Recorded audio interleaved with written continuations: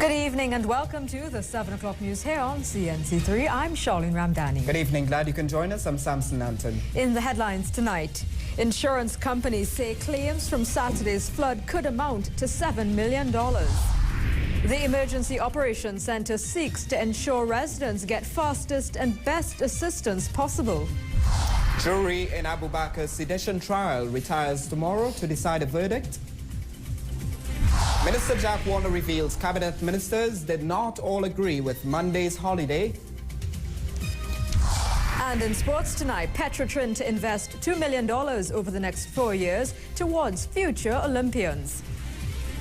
Top of the news tonight, insurance companies in this country may have to fork out well over $7 million in claims for last weekend's devastating floods in Diego Martin and parts of Western Trinidad. The Association of Trinidad and Tobago Insurance Companies is tonight, however, asking that better flood monitoring policies be put in place to help protect life and property. Kamal Georges has more.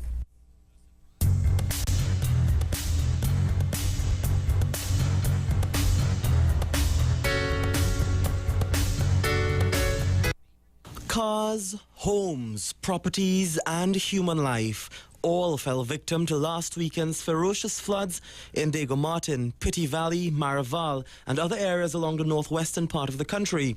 With recovery efforts now underway in most communities, insurance companies are bracing for their end. In a statement, the Association of Trinidad and Tobago Insurance Companies said, while it is too early to estimate losses, the association anticipates that claims from these floods will equal or exceed those from last year, particularly for motor vehicles. Last year, the association said insurance companies paid roughly $6,800,000 in flood claims for residential, homeowners, commercial and motor vehicle insurance for the two major flooding episodes in October and November. The Northwest alone accounted for just over $5 million of that figure for November. The association extends its condolences to the families of the two men who died during the floods and all those who lost their homes or belongings. But it is urging the authorities to put systems in place to avert future disasters. ATIC says it hopes that in the review of the response to this flood, the authorities will include a disaster alert system to monitor river levels and notify persons in surrounding areas and motorways of the potential danger. With this latest disaster, the association says it hopes that planners, builders and homeowners alike will abide by the laws. For CNC3, I'm Kamal Georges. And that's the story which takes us to your vote tonight. The question we'd like to ask you to vote on is, do you believe the authorities should invest in disaster alert systems to monitor river levels in areas commonly affected by floods? Text your response to the number 2623.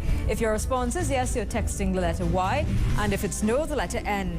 We'll give you an update on the voting as we go along in tonight's newscast, and the final vote at the end tonight. A high-level meeting of ministers and other officials today at the Emergency Operations Center in Diego Martin. CNC3 News got exclusive shots of the meeting, which was convened to ensure that affected citizens are receiving the fastest and best assistance possible. Cameron Neil-Romain and Otto Carrington bring us more in this report.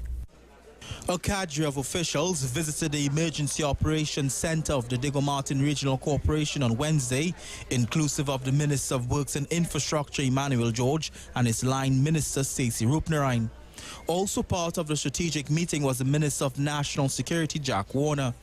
Other heads of government agencies, HDC Managing Director Jolene Jun to name a few. The closed-door meeting lasted over an hour. Giving brief details on the outcome of the meeting, Chairman of the Diego Martin Regional Corporation, Anthony Sami, says the issue of public health is of major concern. What I'm trying to do now is to really look after the health aspect of it. Once you get into the third, fourth day, you have to start thinking about the health aspect of it. The Emergency Operations Center was established after last Saturday's rains and after the region of Diego Martin was declared a disaster zone. Sami says his region was given a boost of support from other agencies. We also have a definite beep for CPEP and URP and so on, and we will continue all the work that we have to do until it's finished. He adds that over 250 pieces of equipment will also be placed in the region to aid in the cleanup. Which will be dump trucks and backhoes. And their main purpose is to clear all the rubble anywhere that it is in the Diego Martin region. For CNC3, I am Otto Carrington.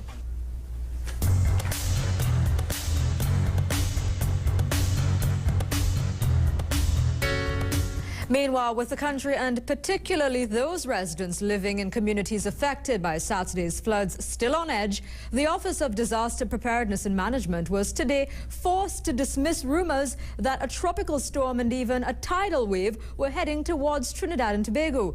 The ODPM issued a statement at around 2:30 this afternoon advising that rumors circulating of a tidal wave and tropical storm approaching Trinidad and Tobago were completely untrue. The ODPM reminded the country that the Met Services had issued a bulletin updating the public of a tropical wave which could have presented cloudy to overcast conditions with moderate to heavy showers and thunder showers over Trinidad and to a lesser extent Tobago.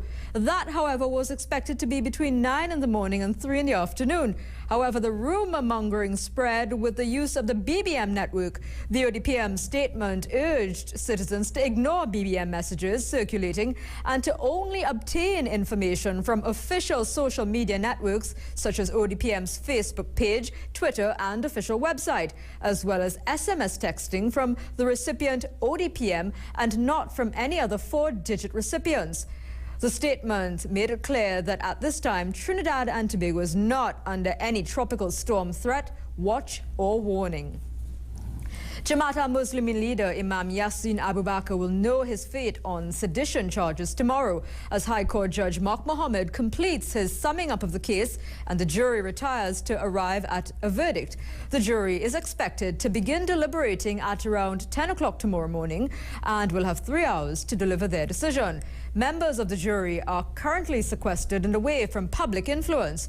Bakr has been charged with uttering seditious statements during an Eid sermon in November 2005 at the Jamaat's Mukarapu Mosque over the collection of zakat. Cane farmers are heading to the International Criminal Court. The cane farmers today decided that they will take their plight internationally, saying not a person in this country is taking their concerns for payment of an EU grant seriously, and it's time they get justice. With more from Melissa Williams. They have protested, held news conferences and even attempted to meet with the Prime Minister. But now cane farmers are taking their grounds overseas to the International Criminal Court. On Wednesday, cane farmers held a meeting to discuss a €42 million EU grant. The cane farmers claim that the grant was to be paid out to them in 3 tranches from 2007 to 2010 after the sugar industry folded. President of the Cane Producers Association, Sukaran Tambi, says the farmers have exhausted all avenues locally.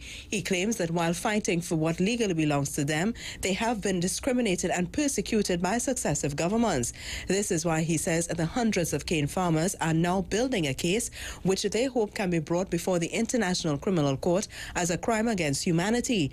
Tambi tells CNC3 News that after the industry closed, 9,000 sugar workers and 3,000 farmers were left without jobs.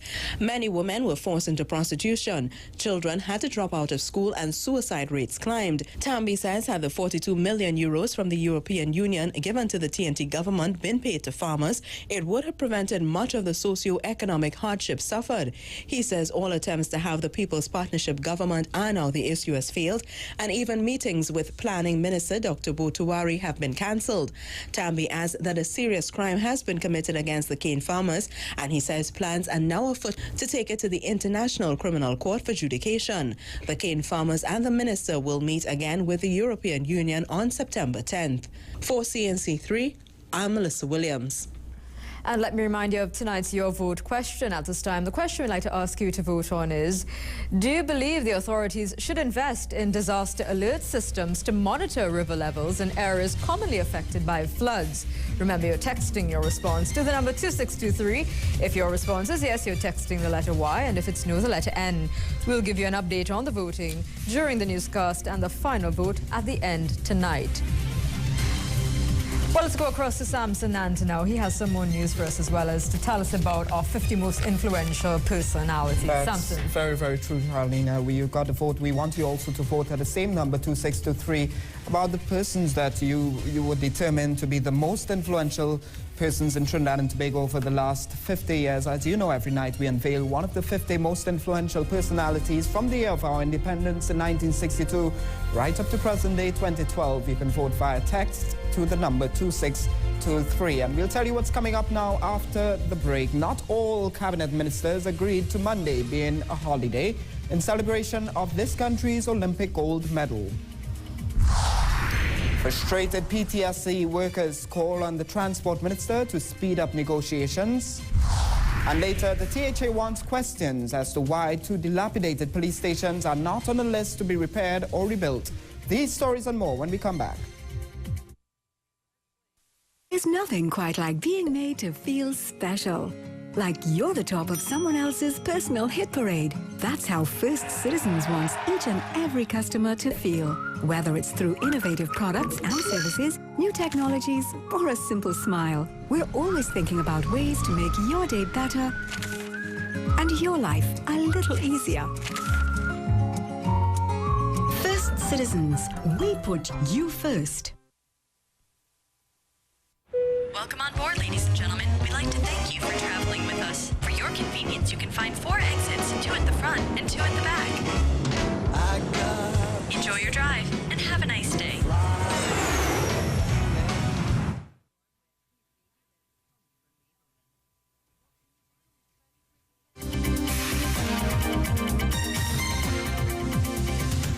As we continue, National Security Minister Jack Warner says Monday's holiday did not receive the full approval of Cabinet. But despite some opposition from inside, Minister Warner says Monday's national holiday for Keishon Walcott united this country in a way that it hasn't seen in a very long time. We have more from Kamal Georges.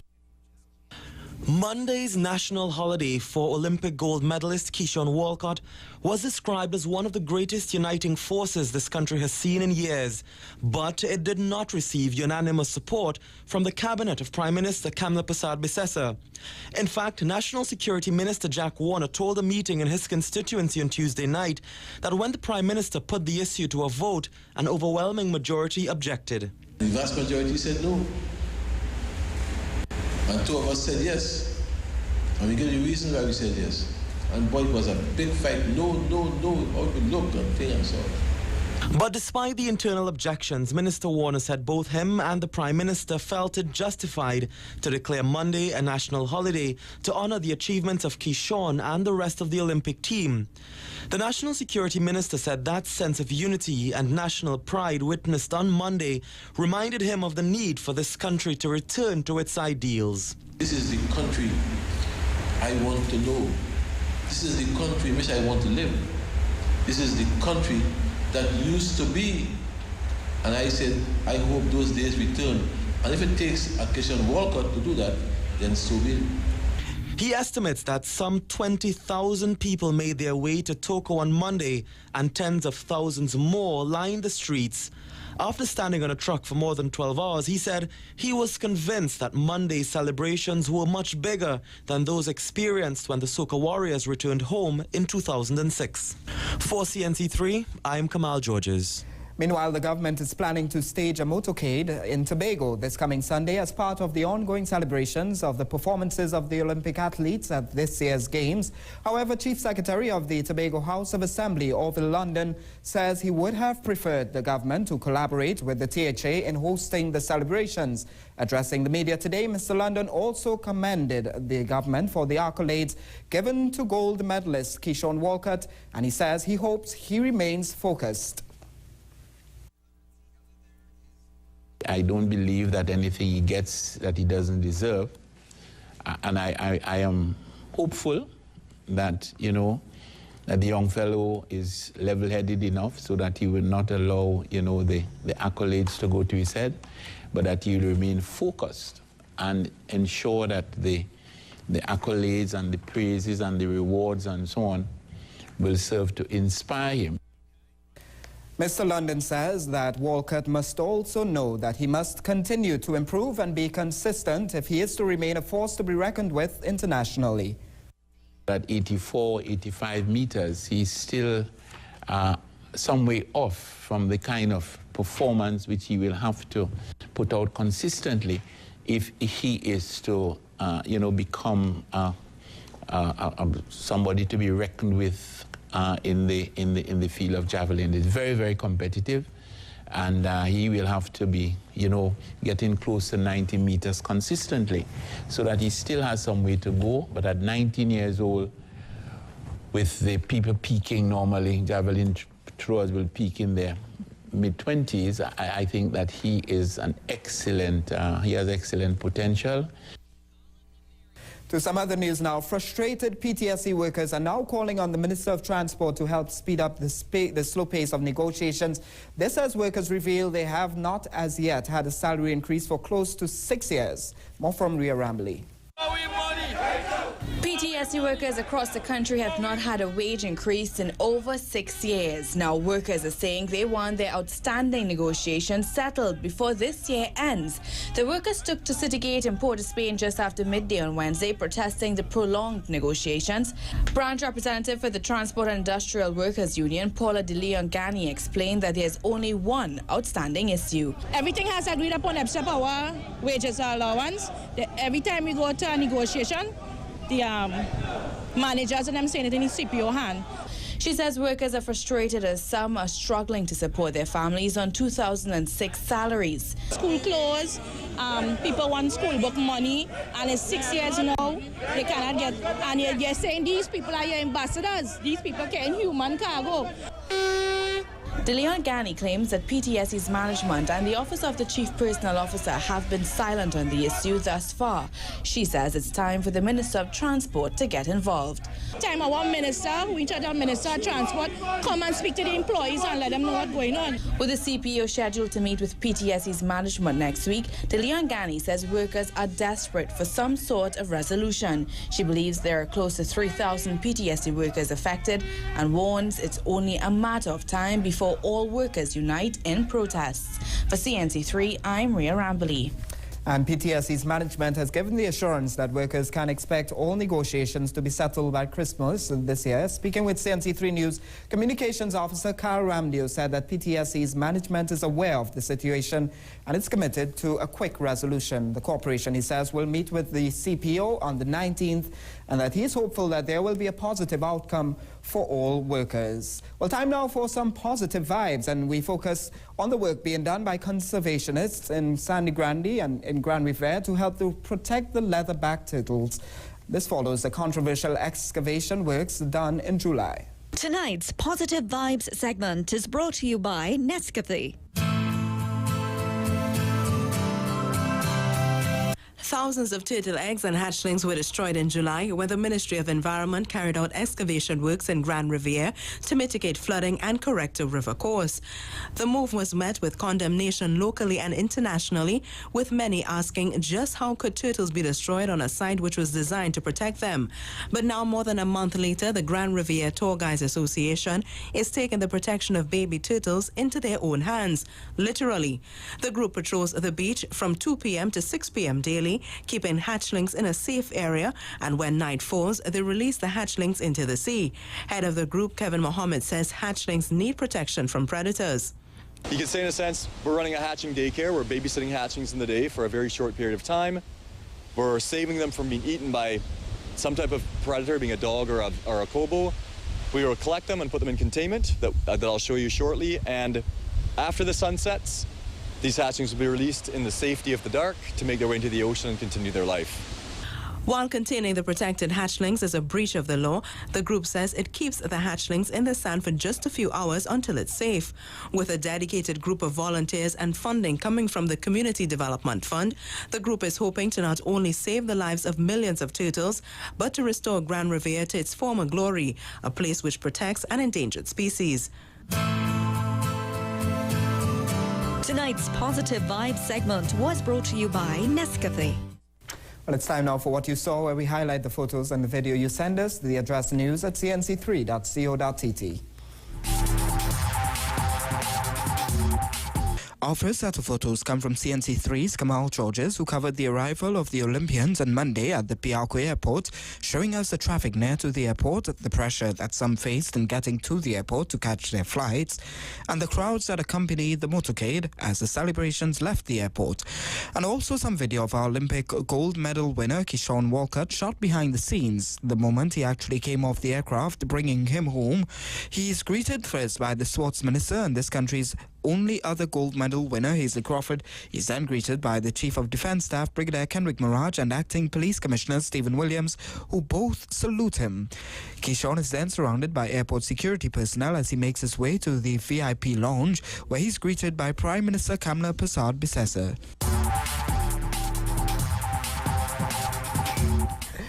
Well, we thank you for sending us your video, including Kamal Georges there, who really worked very hard on Monday in covering that arrival ceremony. You too can send us what you have. The address, news@cnc3.co.tt. Charlene, that's all from me. It's back to you. Would you like to get a big hug like that from Kishon? Yeah, he's a tall guy, isn't he? He engulfed the Prime Minister there.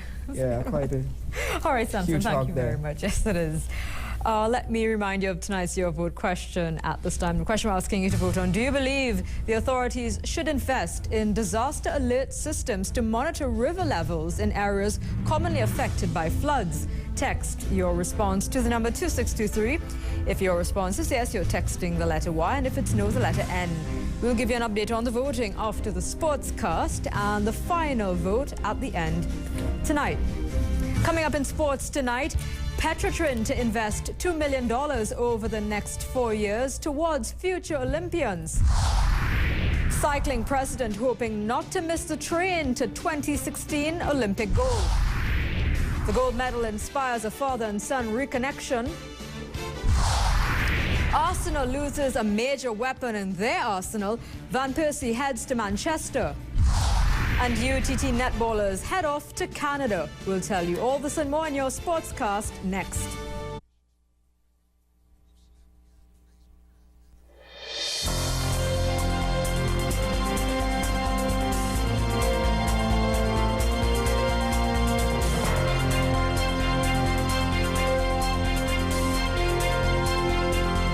George Weeks joined the British Empire's Caribbean Regiment during World War II and witnessed firsthand the brutality of racial segregation and discrimination.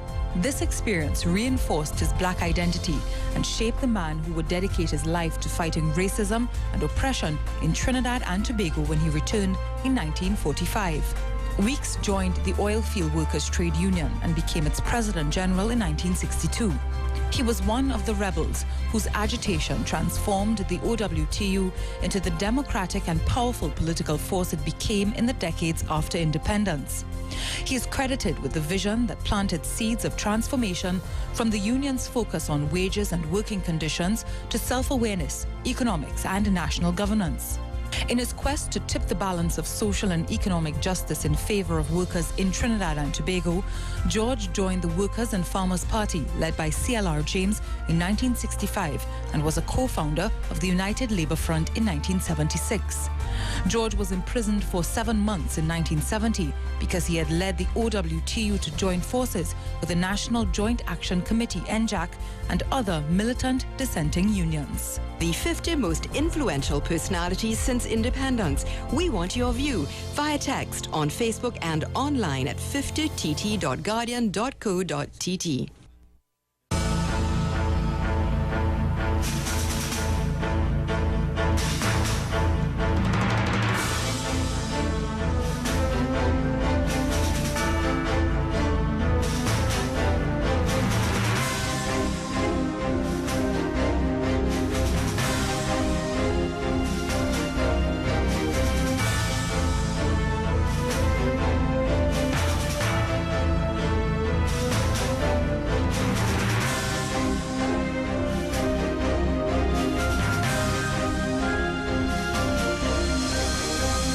You're talking to your best friend when you're going to clean their family. You get cash back. Yeah, darling. You're talking to your best friend when you realize you're always a winner. You're talking to your best friend when you get a makeover. You suddenly feel like dancing.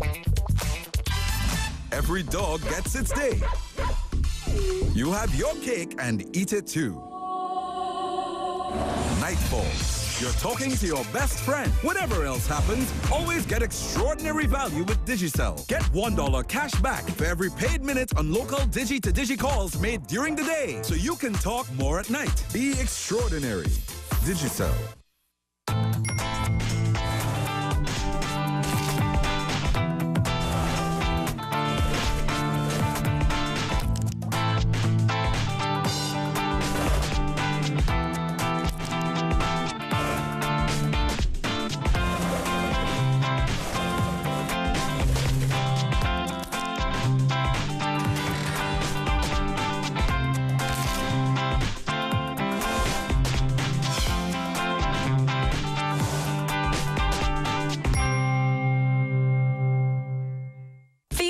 Rhythm with Casey Candy Sweet Pan. This selected package filled with delightful Casey candies. Experience this sweet mint sensation for generations. Our souvenir of Trinidad and Tobago. So take home a Sweet Pan today. Casey Candy, we do make every moment sweeter. Call 636-2360 to place your orders now.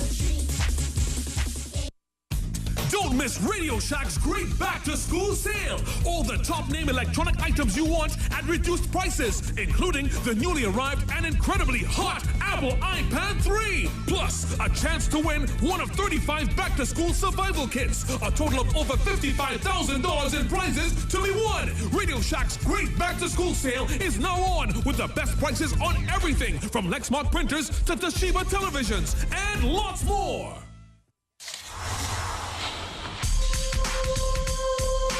Preparing wooden surfaces. Clear varnish options for new wood. Apply 2 or more coats of Sisson's polyurethane varnish in flat, satin or gloss finishes. Allow 6 to 8 hours drying between coats and sand lightly to remove nibs before applying another coat. Or apply 3 or more coats Sisson's high gloss varnish.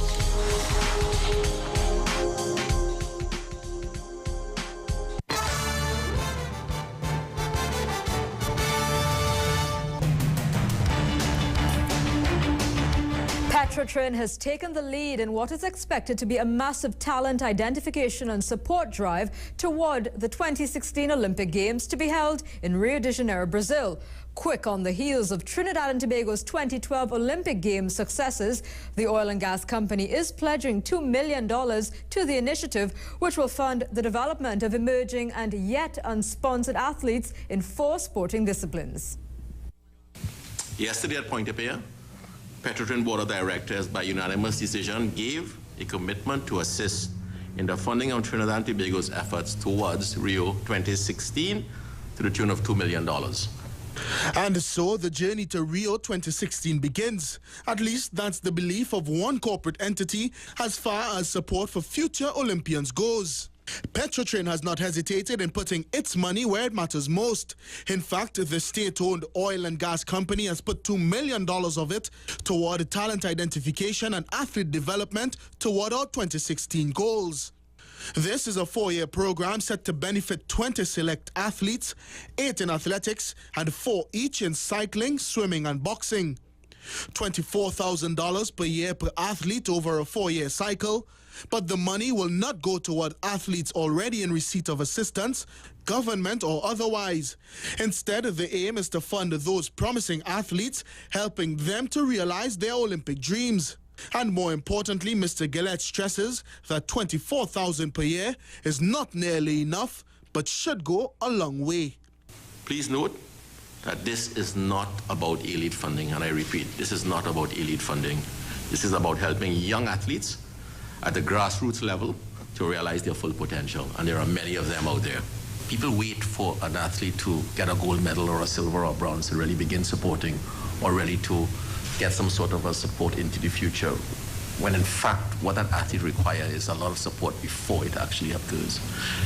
Having been in swimming for the last 20 years, I have seen many athletes who really great athletes with tremendous potential, tremendous talent, not even being able to support or not even being able to afford simple things like shoes or the right vitamins to give support for any games he's preparing for. These funds will be dispersed through the relevant national sporting organizations to athletes who they deem worthy. Reporting for CNC3 Sports, I am Jassi Marik. National cyclist and Olympic sensation Jacene Phillip is hopeful that his maverick performances at the recent London Games, where he placed 4th in the sprints and 7th in the Keirin, will inspire another generation of young cyclists. Phillip was one of the 7 of this country's Olympians who returned home on Monday from what has been described as TNT's best Olympic Games ever and was one of the standouts. Inspired a lot of them, and you know, it's hard work, man. It's hard work. It's hard. You gotta put in the dedication,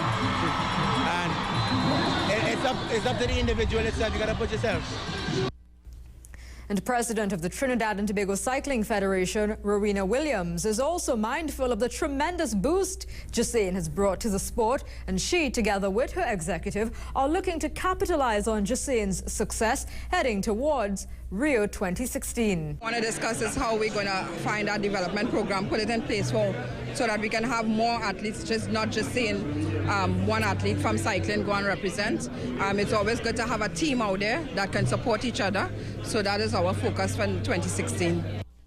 Witnessing his son win the men's Olympic javelin competition and then the proud moment of watching him collect gold has gone down as the best moment of his life. That's according to Hendy Walcott. Himself a former athlete, Hendy has watched 19-year-old Kishon carve out a career in sport which he couldn't. However, he says his personal fulfillment is incomplete until he can start mending a broken relationship. He spoke to Jassi Marik on Monday.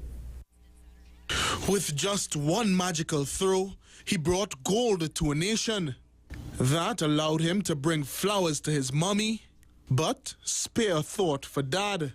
Hendy Walcott is the proud father of Kishon Walcott, who just like everyone else is basking in the glorious moment. I am hoping that you've already reserved a place somewhere near Kishon's bedhead or even yours for this medal. Yeah, well, naturally, I mean, hold it closest to my bosom. Yeah. The fanfare and ceremony at the Piaco International Airport on Monday, held in his son's honor, was more overwhelming to him and the rest of his family than Kishon himself. He's a fella, when he come from school, very rare event out in the road. He always stick to himself, sit down on the couch. At them time he didn't know good phone. He might have an old one, you understand? So he would have the remote, because actually, it's a joke, I bought a television for he personal, for he to look at, you understand? So he was just naturally, okay, this occasion will prove that the way he is, because when he come, no matter what the big event that taking place, he will be just Kishon. So no, calm as ever, what you will see. Mark my words. That's how the guy grow, you understand? Listening to Hendy speak of his son, his fatherly love is unmistakable. The older Walcott claiming to know his boy better than anyone else. In his proudest moment, though, Hendy was hoping for a chance to be able to mend a broken relationship. I wouldn't like to tell anybody, watch me. The relationship is not to the best right now, but I will try my best to, to work at it. And because it's simple, he is my son, as the man say, you understand? So that's where it is. We'll try my best and work, to make everything better. Reporting for CNC3 Sports, I am Jassi Marik. Turning to football now, Trinidad and Tobago Soca Warriors kicked off their international friendly fixture versus Canada in Fort Lauderdale at just around 7 o'clock this evening. The match is approaching half-time now, and we can tell you that the score there is goalless. Trinidad and Tobago's under-20 footballers will regroup later this month as the preparations intensify for their Caribbean Football Union final round of qualification as they work towards the FIFA Under-20 World Cup in Turkey next year. TNT recently claimed the final berth in the CFU finals, which will be played in Jamaica in November, joining the host Jamaica, Curacao, Cuba, Haiti and Suriname, along with fellow second-place finishers Antigua and Barbuda and Puerto Rico in the 8-team Caribbean finals. TNT have been placed in Group A with Curacao, Puerto Rico and Haiti with hosts Jamaica, Suriname, Cuba and Antigua in Group B. 5 nations will qualify for the 12-team CONCACAF Under-20 Championship in Pueblo, Mexico, February 18th to March 2nd. With the 2012 London Olympic Games now done, football in Great Britain has wasted no time in muscling in as the headline maker. With the 2013 Premier League season only days away for kickoff, teams are tying up loose ends on the transfer market, including last season's runners-up, Manchester United. Today, they completed the signing of Dutch striker Robin van Persie from Arsenal after a marathon pursuit this summer. Robin van Persie is very, very close to being a Manchester United player. Arsenal have agreed terms with Old Trafford.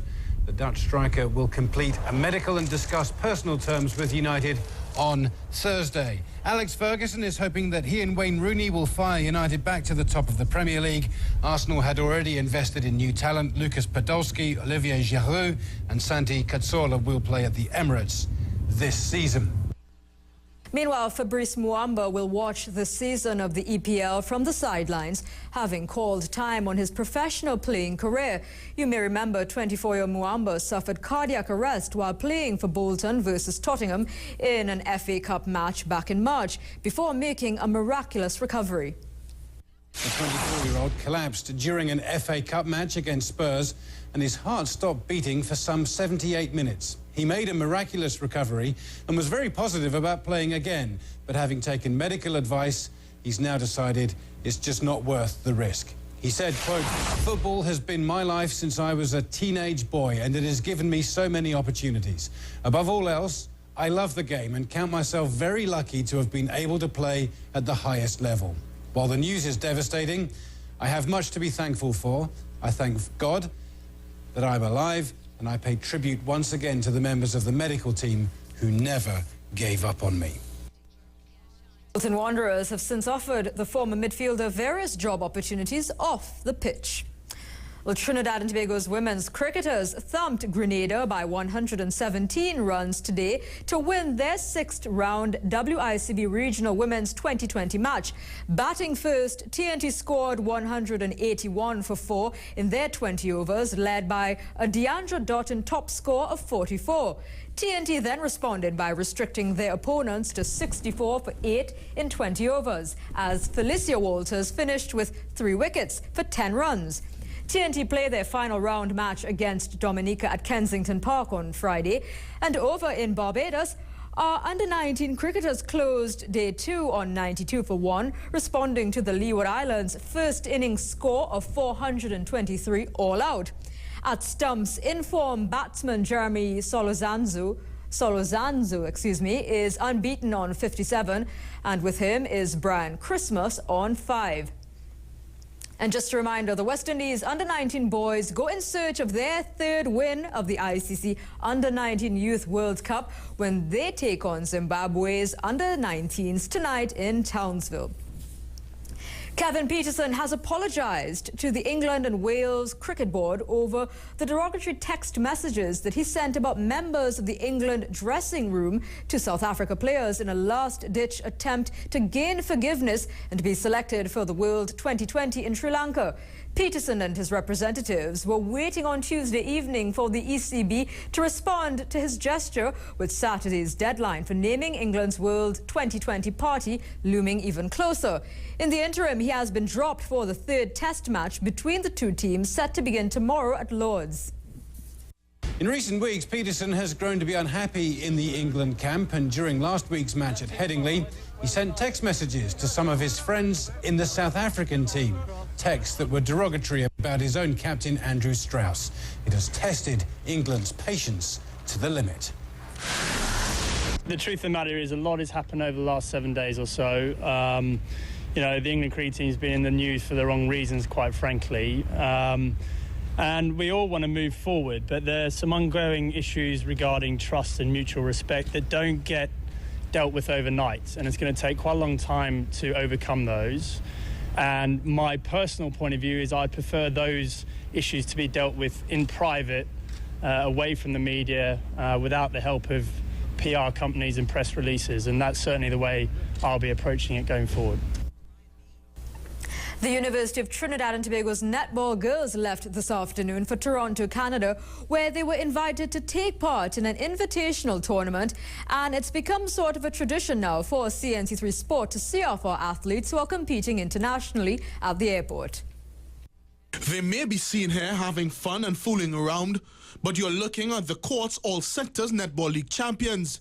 The University of Trinidad and Tobago's netball team has dominated the sport locally for the past 3 years, winning the championship 3 times consecutively. Now, they take on a new challenge. But according to captain of the team, Jalisa Allen, the UTT girls are eager to make their country proud. We train very hard, and not just club-wise we do it. We want to be, well, apart from being national players, we want to stay on the national team. We want to help Trinidad and Tobago reach places. Coach Bridget Adams stated that there's much more to this trip than just the netball. Now, we are accustomed to our style of netball in Trinidad and Tobago. It's always good to go out to see the different style of netball that's being played out there, adapt it, or come back and tweak it to see how best we could counteract their style as well. So it helps a lot. The competition consists of 3 sub-tournaments, a round-robin knockout, a midnight madness matchup, and a shooting competition. And from their mood at the Piarco International Airport today, you can tell that our girls are ready for battle. Reporting for CNC3 Sports, I am Jassi Merik. Some may think that having a fast car and a clear track are the most important things for a successful attempt at motorsport. But actually, the first priority in motorsports is safety.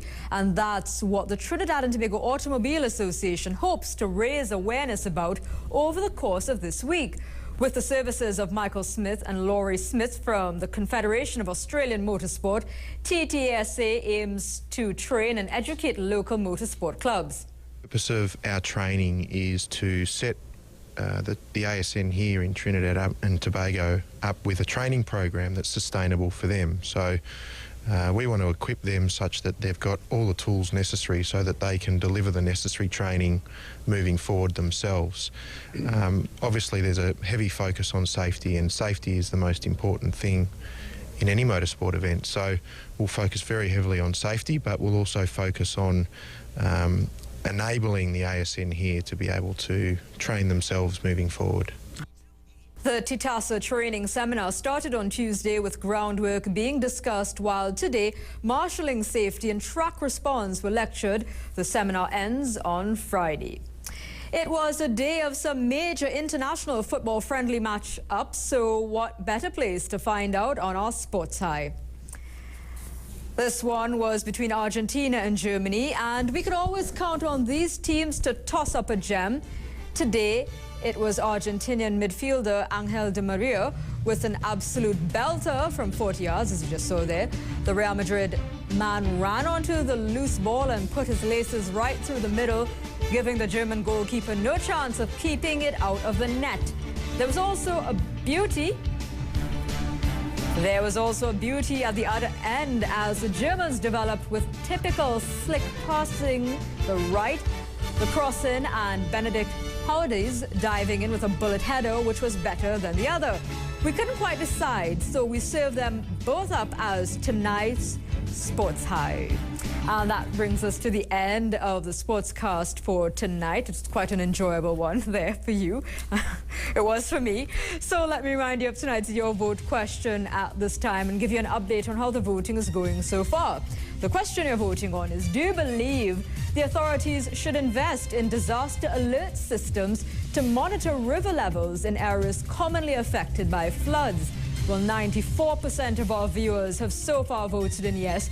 This is a system which should be implemented, while 6% of you are so far voting in no. Well, remember, you still have a chance to get your vote in before the end of tonight's newscast. And keeping in mind, a disaster alert system is sort of similar to those that are implemented in countries around the Pacific where tsunamis are a threat, and they have a warning system which goes out in villages, and such as an audio alarm, as well as various means of networks that tell people about these incoming disasters. So we're wanting to get your opinion on that. Should something like that be implemented in Trinidad for rivers? So remember, you can also go to our Facebook page and comment on that question, and it will be used in tomorrow night's Your View. Well, coming up just ahead on the CNC3 News tonight, The Chief Secretary of the Tobago House of Assembly writes the National Security Minister questioning why the dilapidated Old Grange and Roxborough police stations are not earmarked for repairs. We'll tell you all this and more as the CNC3 News continues.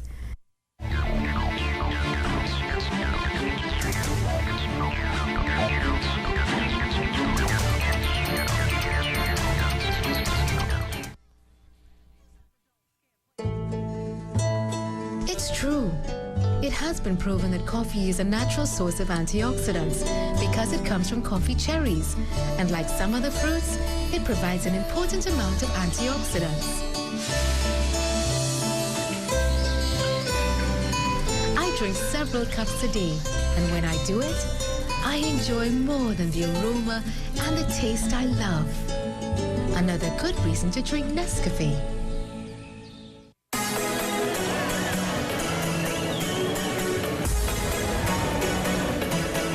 Check this.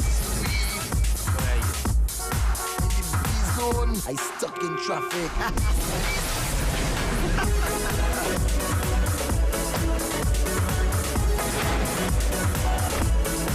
When the Wi-Fi sees and 4G speed, B-Mobile, TNT's #1 mobile network.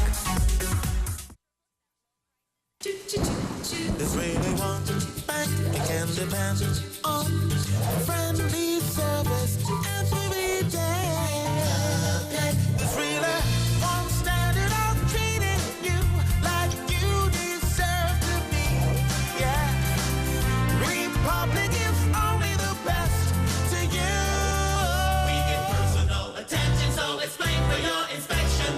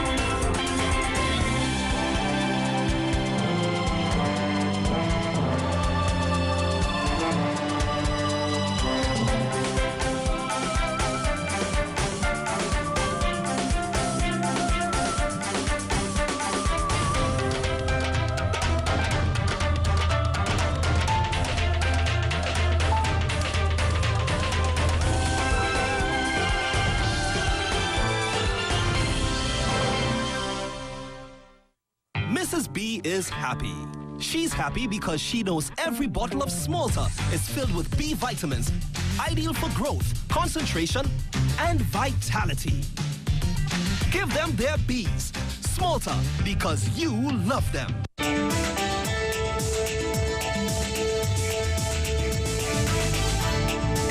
It's time now to take a look at the weather forecast. The Met Office says Trinidad and Tobago can expect clear and cool conditions tonight.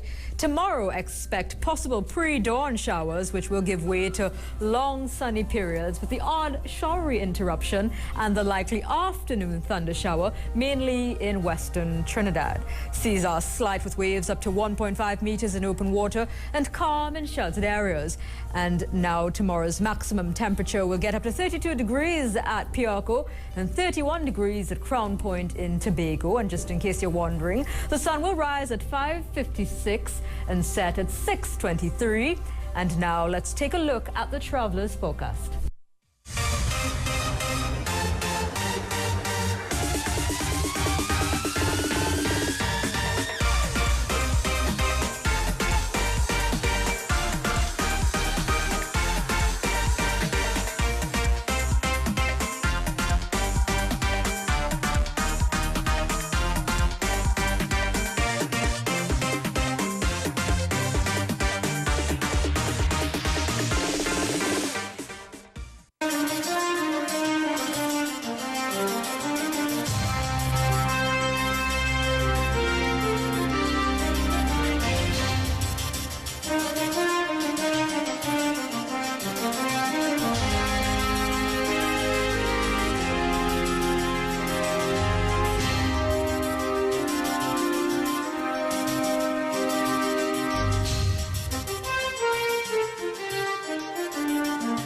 talking to your best friend when You're going to clean their family. you get cash back. Yeah, darling. You're talking to your best friend when you realize you're always a winner. You're talking to your best friend when you get a makeover. You suddenly feel like dancing. Every dog gets its day. You have your cake and eat it too. Night falls. You're talking to your best friend. Whatever else happens, always get extraordinary value with Digicel. Get $1 cash back for every paid minute on local Digi-to-Digi calls made during the day, so you can talk more at night. Be extraordinary. Digicel. 2009, I will never forget that year. What we have accomplished as a very small nation is very inspiring. We gave the best for our team, for our country, and for our people. You know, this is one way of identifying a Trinbagonian, and cricket has definitely done that for us. What are you proud about? Tell us by tweeting on Twitter to #I4TNT. Where there's love for country, there's energy. Where there's energy, there's BPTT. We are touched by your smiles and your friendships, by your appreciation of the past and your ability to see the future. We're motivated by your drive and your willingness to try new things. We are fascinated that even though you are so very different, you still see yourself as so very much the same. We are energized by how hard you work and your ability to have a good time, by your pride and your passion. We are moved by your every new beginning and wonderful end. Every day we're inspired by your likes and your lives, and we'll continue to challenge ourselves to remain a big part of them both. Bermudez, biscuits we love.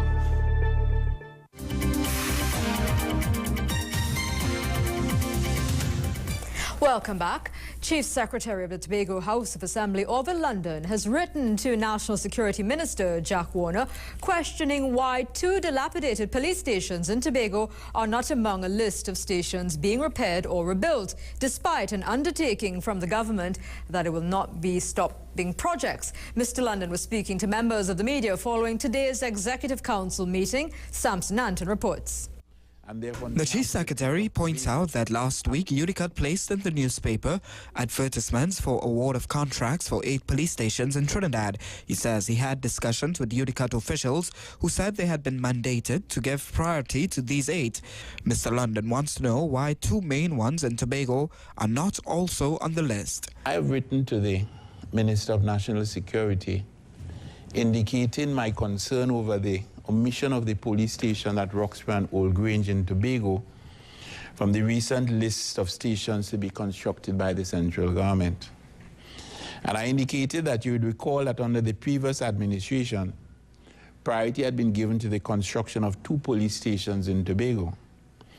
My information is that contracts had been awarded and work was scheduled to start in the 3rd quarter of 2010. The letter he's written to National Security Minister Jack Warner states that soon after the government took office, the Assembly was informed that the process for the award of contracts was being reviewed, but that there would be no significant delay for the start of construction. It is therefore quite disheartening that more than 2 years after, there's still no indication that construction will start anytime soon. And I indicated to the minister that this situation is untenable. He is hoping that Minister Warner would move quickly on this matter. And I think that this is something that I hope that the minister will address, and address speedily and address effectively. Because I think that it is really, as we would say in Tobago, overbearing. We now take a short break. Stay with us. I believed in myself. I knew I was going to make my country proud. Was I scared? No. It was my proudest moment. I felt I was on top of the world. What makes me proud about Trinidad and Tobago? The belief in ourselves and the ability to win, despite the odds. What are you proud about? Tell us on Twitter by tweeting #I4TNT. Where there's love for country, there's energy. Where there's energy, there's BPTT. It's gonna day. Got my ginseng up, hey. Let's focus, people. Come on and get it sorted. Get more out of your day. Get things done efficiently. Let's go with it. Come on and just drink it, people. Drink it up now. Drink it up now. Ginseng up now. Ginseng up now. Oh. Enjoy the new look and same great taste today. Ginseng up, the roots of all power. Party, party, party, party, party like a rock star. Do it big like rap stars. Oh, we gon' party, party, party, party, party like a rock star. Yeah, I'll show you how to party all night, how to party all way, how to party all night, how to party. I'll show you how to party all night, how to party all way, how to party all night. Moo milk, made from fresh, never from powder. Honey Nut Cheerios cereals, what a yummy part of a good breakfast. Oh, the honey from Honey Nut Cheerios. Gotta get it back. Yikes. Hey, Yellow Jacket, slow down. My honey. Honey is what makes Honey Nut Cheerios so delicious. Yummy, yummy, yummy. Cricket, lovely cricket. Our cricketers, our heroes, a nation forged from the love of cricket. Come celebrate Trinidad and Tobago's half-century with 2020 for 50 Cricket Festival, featuring the TNT and Jamaica national teams, and our very own Brian Lara and Darren Ganga all-star teams with regional and international cricket stars. Queen's Park Oval, August 24th to 26th. 2 games daily, 2:30 p.m. and 7 p.m. Get your 2020 for 50 tickets today at selected sports and games outlets and Queen's Park Ticket Outlet. Halib Orange Back to School Checklist. Ready, set, breakfast. Moms and dads, breakfast is the most important meal of the day. Breakfast is the fuel that your children need to work hard and play hard. Skip the sugary cereals and opt for healthier choices such as eggs, whole wheat toast, hot cereals such as oatmeal, and fresh fruit. That tip was brought to you courtesy Halib Orange multivitamins for children. Let kids shine.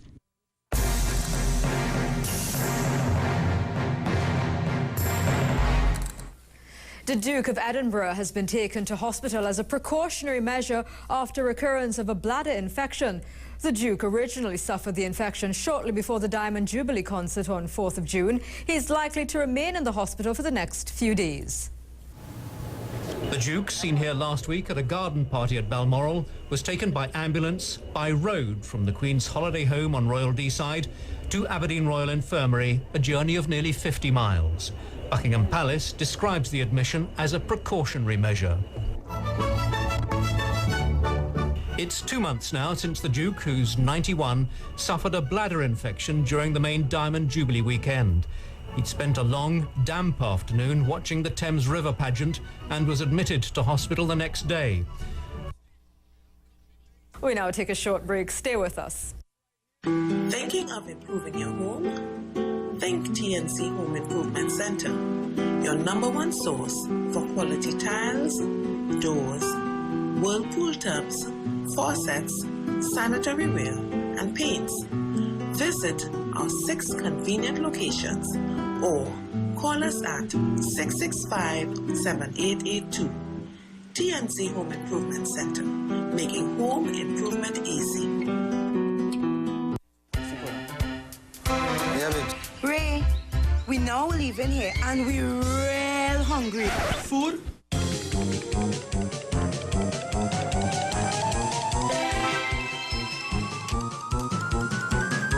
Hey fellas, so food ready?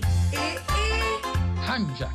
But like my baby spent whole day cooking, now that's a table to be proud of. Well, only the best for my baby. Rainbow corned beef, darling, rainbow corned beef. It's super deals at Super Quality, now open at Trent City Industrial Estate. More than an acre of shopping. Get super deals on supermarket, kitchen, dining, electronics and more. Look out for hamper giveaways and great deals. Now open at Trent City Industrial Estate. Super deals at Super Quality. Degree asked women to use these jingle bells so they realize how much they move. That's why we created new Degree with Motion Sense technology. The more you move, the more it works. Degree, it won't let you down.